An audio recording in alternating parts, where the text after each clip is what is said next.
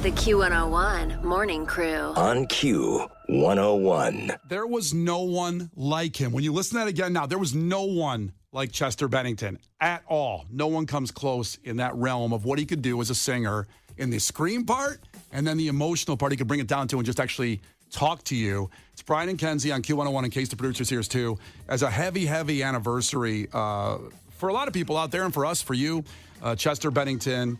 6 years ago, we lost Chester Bennington, and it's also Chris Cornell's birthday. He would have been 59. Of course, there's a tie into that, and I don't need to get so deep into that. I almost don't want to bring it up because it makes me just really upset and sad in the situation. And we should honor their lives and what they did bring from all the stuff they had going on between them.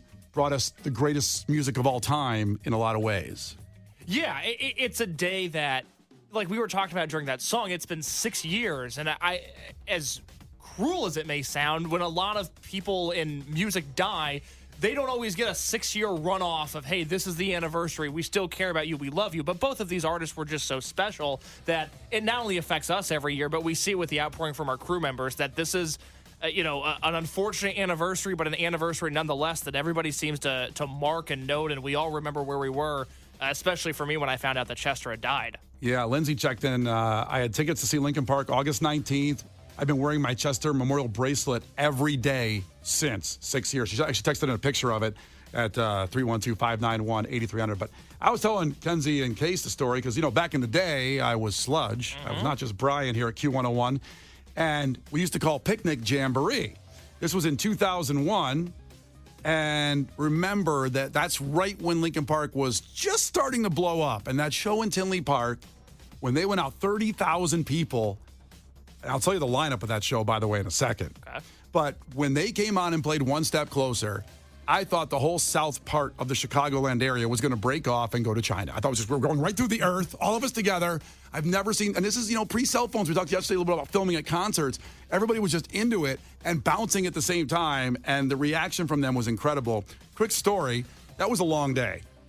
Here's the bands that played that day, by the way. Let me tell you what, Kenzie, listen to this lineup. Okay. Alien Ant Farm, Cold, Crazy Town, Disturbed, a band called From Zero, they had one hit, Fuel, Lucky Boys Confusion, our locals from the Naperville, Aurora people, Monster Magnet, Papa Roach, Run DMC, Saliva, and Stained, plus Linkin Park. Yes. Wow. That was a day. That's a time and place. We should do all that for Twisted Christmas. Okay. Kenzie says this often, but will you be responsible for calling all these bands? No, it's just an idea. I'm an idea person. Not a follow-through person? No, I can't do everything. I can't come up with the ideas to make everything happen. What do you want me to sing the songs too? And Twisted? Come on. I just want to contribute here. If it's your idea, go a little bit further with it. But that day, I remember it's like a 95 degrees, long day, and Linkin Park had already played early because they weren't the biggest band on the bill, believe it or not, at that time. And there was a couch back in the Tinley Park area, and I just laid down for a second. I got a little time in between, and I actually passed out. This, by the way, this happened at Picnic last year, too. You took a nap also there. So it's a reoccurring theme when you're in Tinley Park. You like to take a snooze. It's survival rules. Okay. When you get a chance, take a nap. Eat when you're not hungry. Sleep when you're not tired. Have you ever woken up and you don't have things? Like a wallet, because you fall asleep in public places all the time. Well, now I'm not going to do that because I just warned people about what I do when we're out and about, and they're going to take a look for my wallet, my Costanza wallet out there. I've actually always had my stuff. No one's ever touched me when I was slut. That's odd. You can tell that you grew up in a great neighborhood because nobody who has any street smarts would be like, let me publicly take this nap. I will tell you that I have actually fallen asleep in really bad neighborhoods and nothing's happened to me still. I don't know. Maybe they just think I'm dead. Maybe a 6'4" ¼ laying down is still somehow threatening and they don't touch me. I don't know. I kind of want to be touched. I kind of want to be when I'm laying down sleeping. So you're taking a nap while Disturbed is playing, and what happens? Case goes back for the story. And all of a sudden, I get this tap on my shoulder this is Q101 Jamboree in 2001. And I kind of go looking up, kind of like that fog of waking up. And it's Chester Bennington right there is tapping me. I go, oh, hey. He goes, hey, man, I just wanted to thank you guys for having us at the show. I really appreciate it. We all do, man. We really appreciate it. And I kind of woke up and popped right up and Started talking to him for a few minutes, and every member of Linkin Park did that. Now, just for reference point, and I don't know if you have a take on this, Kenzie, when you do these multi-band shows, bands don't typically do that. When they're done, they leave. Do not. They leave, go to the after party. They go back to the hotel. They spit on you half the time. They're like just pissed off. Well, I don't know what happened to you, but I didn't get spit on. I've had issues in the past. But they typically bail. And I just always remembered that they actually took the time to say goodbye before they left the venue on to the next You town. know what I find funny? That they thought the man asleep was like responsible for booking them and putting this production together. Because I want to take one look at you and, well, that's obviously not the guy. That's the janitor. He's Yeah. just taking a little nap in between. I think they thought it was like a power move. Like, oh, he's sleeping during saliva? This guy must be important. I'll always remember that. It was just so amazing that they did that. Again, they were rising then. They were big, but they weren't what they became. And no one does that. They go to the after party. Yeah, it speaks to the character of the band, and I was somebody who grew up with them in existence. Like, you remember Linkin Park hitting and being this new thing. I was born into Linkin Park just dominating alternative music, which was a great time to be alive. And Right. I remember when I found out that Chester died, and I was with my dad, and Brian throughout the years and myself behind the scenes, we've heard a lot of our crew members' journeys and battles with mental health. And even if my voice hasn't always been on the show, I echo those sentiments because I've had those same struggles. And I remember having a very real conversation with my dad, who, much like you, not a guy who talks about his feelings a lot. And kind of, he's going to grunt and moan and go from there. Yeah. But when I was growing up, when I was a teenager, it wasn't always a guarantee that I would make it to this point in life. I hadn't exactly committed to living a full and prosperous and healthy life. There were a few years there where I wasn't sure that I wanted to be here. And when Chester died, my dad had a real conversation with me because we were both huge fans of the band. We loved all of their albums. And he made it clear to me that he needs me here and that he needs me to keep going. Wow. And I expressed that to all of the crew members listening. If you don't think I'm talking to you, I am talking to you. That we need you here and we love you, and that this show, by the sounds of our voice, you've been indoctrinated, if you will, to our family. And we're very glad you're here, and we need you here. And it's unfortunate that now when we talk about Linkin Park in this context, it's through somber eyes, that Chester's no longer with us. But it doesn't have to be that way for everybody. And so, this is a day of loss, but hopefully for other people, it's a day where they can start living. Wow, dude, that's heavy. Yeah. It's a lot. And it's, it's real for a lot of people out there, and everybody goes through phases of whether it's depression or needing someone around and you have no one to talk to. And we always say, Brian and Kenzie, in case the producer, and thanks for sharing that, man. We're all here for you as much as we can be on the air, off the air. You DM us anytime. Kenzie is, I've never seen anybody, a savant, like answering text messages or DMs like her. She's developed carpal tunnel, I think. It's Do almost I a hindrance. I respond to everybody. Yep. Even I've given haters. many a pep talk. Yeah, she has. But if we're not around, then all you got to do is dial 988. 988 is the Suicide and Crisis Lifeline that not about people are aware of. They might call 911 first. Go right to 988 if you ever need someone to talk to, need some help, and do that, because on a day where it's Chris Cornell's birthday and the day we lost Chester Bennington from Linkin Park, it's a lot on our minds today, and I don't know if it is for you, but we wanted to just make that reminder this morning before we move on and just have some more fun and goof off a little bit, which we will have right now. There's no other way to make this transition, but 312-591-8300. Call that number right now to compete against Kenzie in a trivia contest, clash with Kenzie for Lollapalooza Sunday tickets, VIP for Red Hot Chili Peppers. And we've gotten texts about this all week. People are like, when can I win tickets to Red Hot Chili Peppers? Right now. And if you don't get through as a caller, keep in mind, if I win, you can win the tickets after that. So you need to stay around if you want the VIP tickets. Call right now, 312-591-8300 to get a shot at those tickets. The Q101 Morning Crew. On Q101. You can't defeat her. She's too powerful. Clash with Kenzie. Let the battle begin. Q101. Big prize here. Lollapalooza VIP tickets for Sunday, August 6th. You've got the Red Hot Chili Peppers, baby.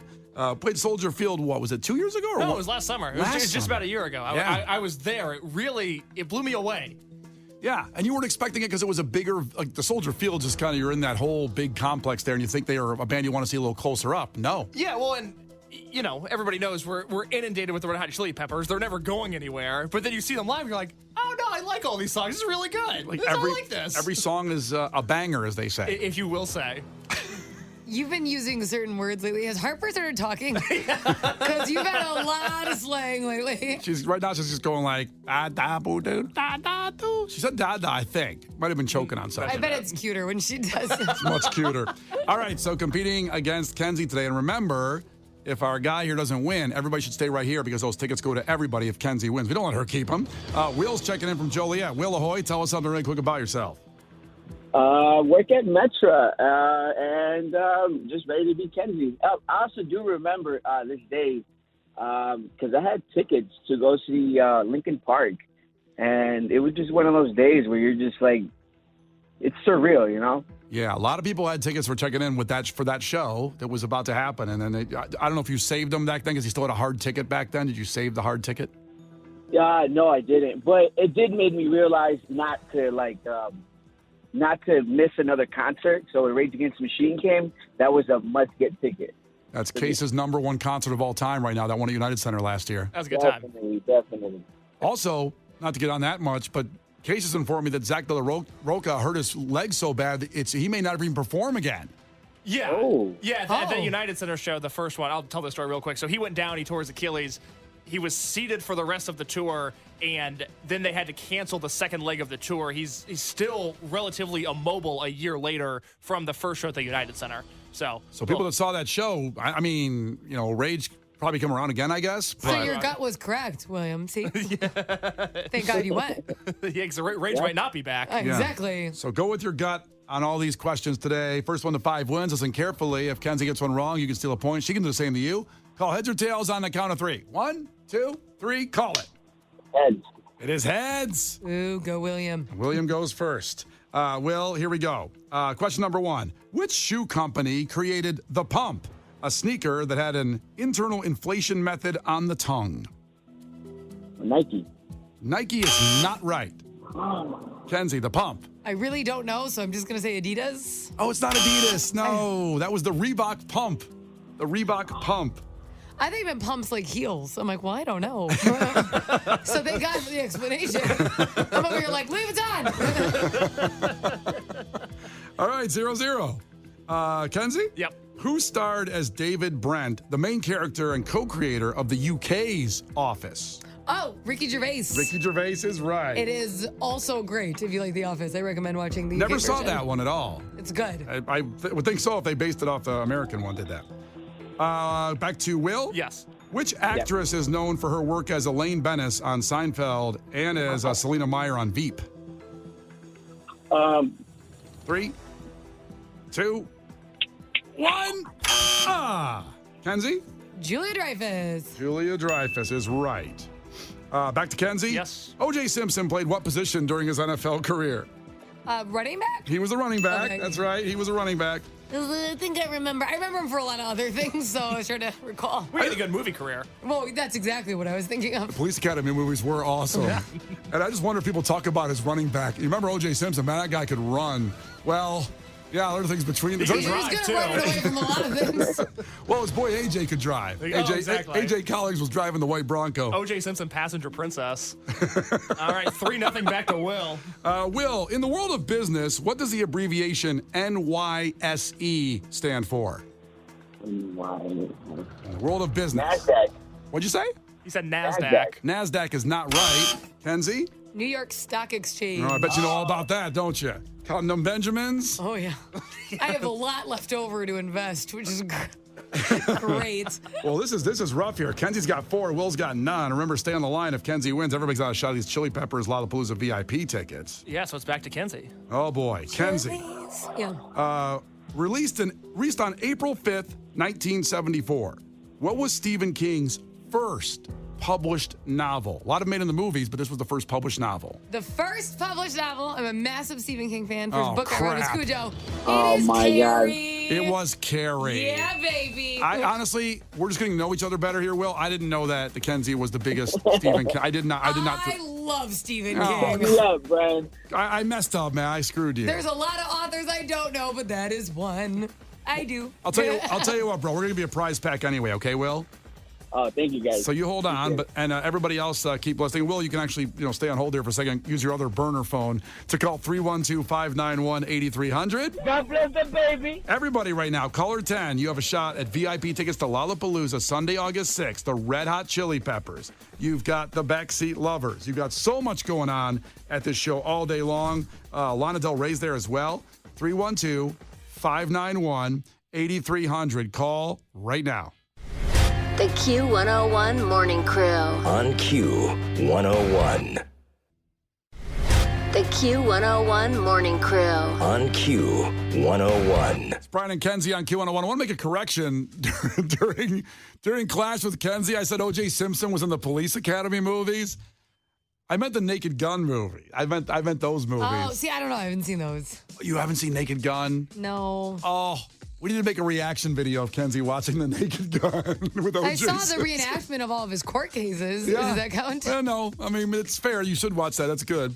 But I'm sorry about that. I don't make mistakes like that too often. Also, it was funny playing Veruca Salt there right after Foo Fighters because you remember Dave Grohl dated Louise Post, great Chicago band, of course, Veruca Salt, back in the day. And then they broke up. And the song Everlong is about her. Now, following the breakup, she was like drunk on stage. This was in Australia, I think, or something like that, where she said that Dave Grohl left her for Winona Ryder.